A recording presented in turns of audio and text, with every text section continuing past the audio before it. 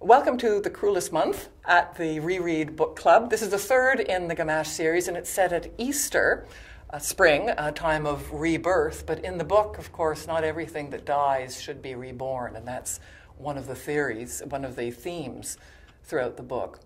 What I'd really love to talk to you for a moment about is the poetry used throughout the series, but particularly in this book, because there are two poets in this book. One is Odile, who is, she likes to think of herself as a poet, but most of her poetry is published in the Hog Breeders' Gazette, so it gives you an idea of how accomplished she is.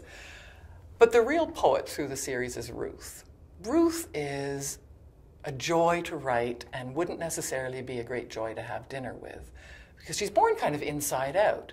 Most of us have, the books are really about many things, but partly about duality, that we have the public face and our inner thoughts.